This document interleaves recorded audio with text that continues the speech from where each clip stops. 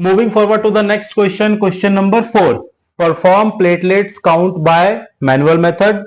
Write the steps and paste a picture of your observation. ठीक है, अब इसमें क्या कह रहा है कि perform platelets count bye manual method, मतलब प्लेटलेट्स काउंट हमें कैलकुलेट करना है, हमें मेजर करना है मैनुअली। ठीक है, अब कैसे करते हैं, इसका प्रिंसिपल है the manual platelets count involve diluting a blood sample and counting the number of platelets using a hemocytometer। मतलब प्लेटलेट्स काउंट हम कैसे करेंगे, हमने सैंपल लिया, हमने उसमें से प्लेटलेट्स निकाला। ठीक है, अब ब्लड सैंपल को हमने डाइल्यूट किया और उसके बाद डाइल्यूट करने के बाद हमने हीमोसाइटोमीटर डाला। ठीक है, haemocytometer is a kind of meter जिसकी हेल्प से हम प्लेटलेट्स काउंट को मेजर करते हैं।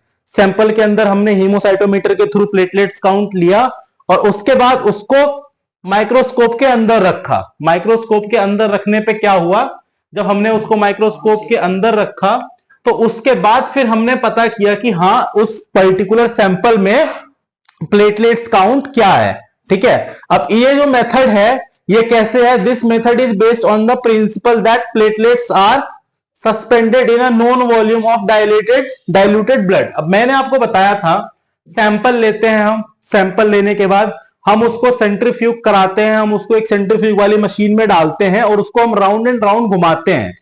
तो उस केस में क्या होता है, जो उसका हार्ड मैटर है ब्लड का वो नीचे की तरफ को प्रिसिपिटेट हो जाता है और जो ब्लड का वाटरी सबस्टांस है वो ऊपर की तरफ को फ्लोट करने लगता है, ऊपर आ जाता है वो। उसी तरीके से यहां पे जो प्लेटलेट्स काउंट है वो सस्पेंडेड हो जाता है, वो बैठ जाता है। ठीक है, और कैसे बैठता है, डाइल्यूटेड ब्लड के वॉल्यूम में। हमने जो ब्लड लिया है, ठीक है, उस ब्लड को लेके हमने क्या किया, हीमोसाइटोमीटर डाला, उसको फिर माइक्रोस्कोप के अंदर डाला, उसके बाद हमने उसकी पूरी की पूरी क्वांटिटी चेक करी।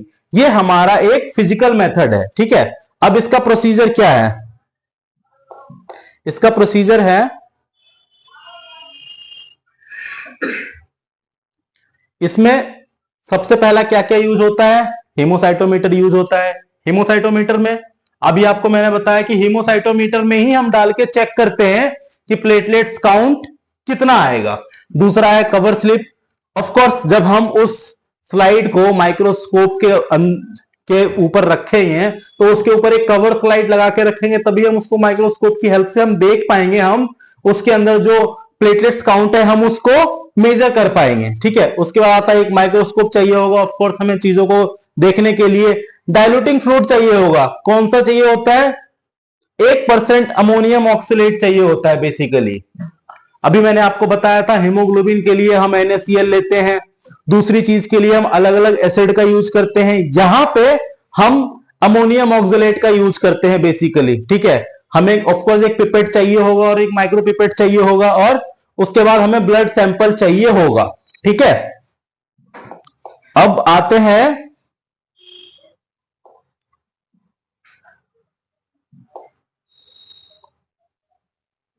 नेक्स्ट में, दूसरा आता है आपका प्रिपरेशन। अब प्रिपरेशन कैसे करेंगे, सबसे पहला आता है हीमोसाइटोमीटर को हम साफ करेंगे। अगेन जो भी प्रोसीजर हम करने वाले हैं, जिस भी इंस्ट्रूमेंट के साथ करने वाले हैं, हमें सबसे पहले उस इंस्ट्रूमेंट्स को क्लीन करना है। मैंने आपको पिछले क्लासेस में भी बताया, पिछले क्वेश्चंस में भी बताया मैंने आपको कि चीजों को क्लीन कैसे करना है, माइक्रोस्कोप को कैसे क्लीन करना है, ये भी मैंने आपको बताया था।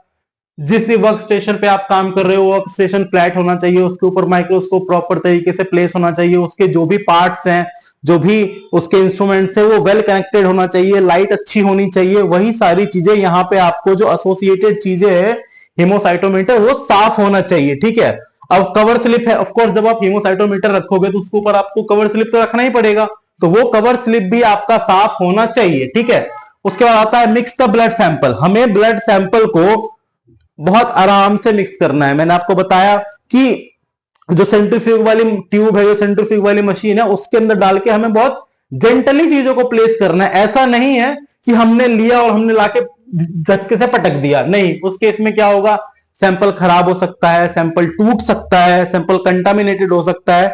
इन सारी चीजों को भी हमें बचाना है। उसके बाद आता है डाइल्यूजन। ऑफ कोर्स जो ब्लड सैंपल आप लोगे, आप उस ब्लड सैंपल को सीधे सीधे माइक्रोस्कोप के अंदर तो रखोगे नहीं, उसको डाइल्यूट करोगे। अब डाइल्यूट कैसे करोगे?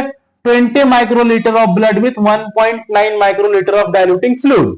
मतलब अगर आपने 20 माइक्रोलीटर ब्लड लिया है, ठीक है, तो 1.98 मिलीलीटर आपको डाइल्यूटिंग फ्लूइड उसमें मिलाना पड़ेगा। ठीक है, अगर मैं इसको आसान भाषा में बताऊं तो आपने अगर 20 ml ब्लड लिया है, ठीक है, तो आपको जो डाइल्यूटिंग फ्लूइड मिलाना है वो आपको 0.0002 मिलीलीटर आपको डाइल्यूटिंग फ्लूइड मिलाना है। ठीक है, मतलब जो भी आपका सैंपल है उसका 1/3 आपको इसमें चीजें मिक्स करनी है। मतलब आपने 20 माइक्रोलीटर अगर ब्लड लिया है तो 1.9 मिलीलीटर आपको डाइल्यूटिंग फ्लूइड मिलाना पड़ेगा। ठीक है, ये चीजें हैं। उसके बाद अगर मैं आऊं आपके नेक्स्ट पेज के आता है लोडिंग द हीमोसाइटोमीटर। अब आप हीमोसाइटोमीटर को कैसे लोड करोगे? ठीक है, अब आपने सैंपल तो कलेक्ट कर लिया, आपने सैंपल में चीजों को मिक्स भी कर दिया। ठीक है, आपने उसमें फ्लूइड मिला दिया, आपने उसमें सॉल्यूट मिला दिया, आपने उसका प्रॉपर सॉल्यूशन बना लिया। अब उसके बाद क्या होगा?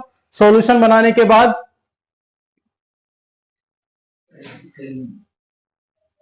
क्लीन सेलेक्ट,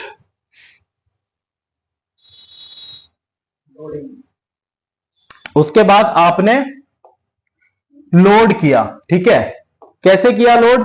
जब आपने डाइल्यूटिंग मिक्स सैंपल को मिक्स किया, माइक्रोस्कोप के अंदर डाला, ठीक है, उसके बाद आपने क्या किया? जो भी डाइल्यूटेड ब्लड था उसको आपने, जो कवर स्लिप है, आपने जो सैंपल के ऊपर एक कवर स्लिप लगाया था, उस सैंपल को आपको अच्छे तरीके से स्टेयर करना है, उसको अच्छी तरीके से हिलाना है, ताकि जो सैंपल है आपका वो कवर स्लिप के चारों तरफ अच्छे से फैल जाए। जब वो अच्छे से फैलेगा तो उस केस में क्या होगा कि सैंपल अच्छे से डिस्ट्रीब्यूट होगा इक्वली। ठीक है, अगर मैं आपको डायग्राम बना के दिखाऊं, लेट्स से कि ये आपका सैंपल है। ठीक है, ये आपने इसमें ब्लड डाला, ये आपने इसके ऊपर जब आप कवर स्लिप रखोगे, ये ऊपर वाला, तो इस ऊपर वाले कवर स्लिप को, ठीक है, आपको अच्छे से मिक्स करना है, इसको अच्छे से हिलाना है, ताकि क्या होगा कि आपको कोई भी प्रॉब्लम ना आए। ठीक है, जो भी आप ऑप्टिमल, जो भी आप डिजायर्ड रिजल्ट चाहते हो उस पर्टिकुलर सैंपल से, वो आपको डिजायर्ड रिजल्ट मिले। उसके बाद आता है इंक्यूबेशन। जो भी आपने हीमोसाइटोमीटर डाला है, ठीक है, उसको 10 मिनट के लिए छोड़ना है। ऑफ कोर्स आप जब तक छोड़ोगे नहीं उसको, तब तक आपको एक पर्टिकुलर जो भी रेंज आपको चाहिए वो रेंज आपको मिलेगा नहीं। उसके लिए क्या करना है? उसके लिए आपको 10 मिनट उसको छोड़ना है। आपने सैंपल में सारी चीजें मिला दी, आपने उसमें जो भी आपका सॉल्यूट डालना था वो डाल दिया, सॉल्वेंट डालना था वो डाल दिया, सॉल्यूशन बना लिया, उसको हीमोसाइटोमीटर के ऊपर रख दिया, उसके ऊपर कवर स्लिप लगा दी, उसको अच्छे से स्टेयर कर दिया। उसके बाद आपने 10 मिनट छोड़ दिया।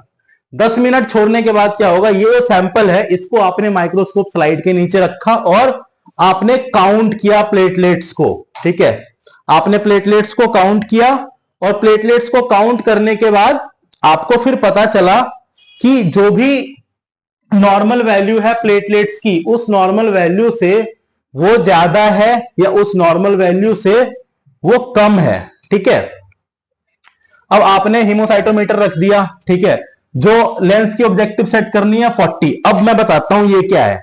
ये आपको ऐसे याद नहीं रहने वाला, मैं भी बोलूं मुझे भी याद नहीं है, बट यस, जब आप रेगुलर चीजों को यूज करोगे, जब आप रेगुलर माइक्रोस्कोप के पे काम करोगे, तो आपको पता चल जाएगा कि कौन से सैंपल कलेक्ट करने के लिए, कौन से ब्लड रिपोर्ट के लिए हमें माइक्रोस्कोप की जो सेटिंग है वो कितनी रखनी है।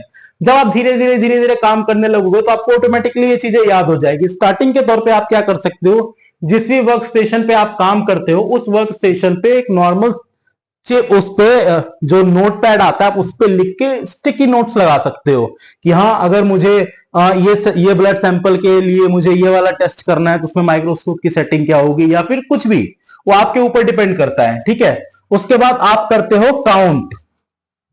अब जैसे काउंट कैसे करोगे, मैं अभी आपको इतना बता दूं कि आपको ये दिखेगा।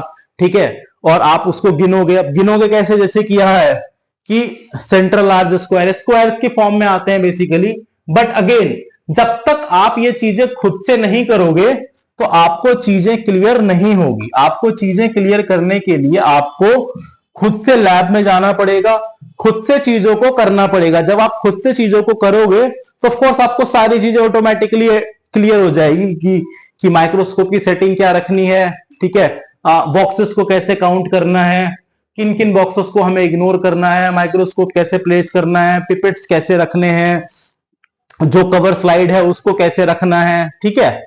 अब आप करते हो रिकॉर्डिंग, आपने रिकॉर्डिंग कर ली, सबसे पहला अब रिकॉर्डिंग हो गई, आपने एक प्रॉपर वैल्यू निकाल ली कि हाँ इतनी क्वांटिटी है, ठीक है। प्रोसेस क्या है, सबसे पहले पेशेंट आया, पेशेंट को बिठाया, सैंपल कलेक्ट किया, सैंपल को लिया, सैंपल को कैपिलरी ट्यूब में डाला, ट्यूब को अच्छे से हिलाया, उसमें से चीजों को कलेक्ट किया, उसको माइक्रोस्कोप स्लाइड पे रखा, उसमें जो सॉल्यूट है वो ऐड किया, उसके ऊपर कवर टिप रखी, उसको माइक्रोस्कोप के अंदर डाला, माइक्रोस्कोप के अंदर डाल के आपने कैलकुलेट किया। कैलकुलेट करने के बाद आपको एक रिजल्ट आ गया कि इतना नंबर ऑफ क्वांटिटी है। इसको अब आप मैच करोगे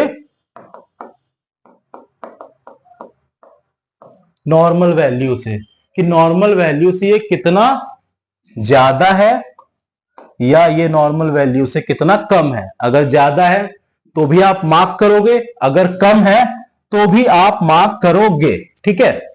उसके बाद आते हैं मूविंग फॉरवर्ड, ठीक है, इसका इंटरप्रिटेशन क्या कहता है। ओके, इंटरप्रिटेशन कहता है कि नॉर्मल प्लेटलेट्स काउंट, ठीक है, नॉर्मल प्लेटलेट्स काउंट क्या होता है 1,50,000 टू 4,50,000, मतलब 1.5 लाख से 4.5 लाख अगर प्लेटलेट्स काउंट है किसी भी पेशेंट का, दैट मीन्स कि वो पेशेंट नॉर्मल है। अगर इससे कम है, ठीक है, तो उसको हम थ्रोम्बोसाइटोपिनिया कहते हैं, और अगर इससे ज्यादा है तो उसको हम थ्रोम्बोसाइटोसिस कहते हैं, ठीक है। थ्रोम्बोसाइटोपिनिया तब होता है जब पेशेंट का प्लेटलेट काउंट 1.5 लाख से कम हो जाता है, और ये किस केस में होता है, ल्यूकेमिया में होता है, बोन मैरो डिसऑर्डर में होता है, और अदर इंफेक्शन में होता है, जैसे डेंगू के केस में होता है, ठीक है।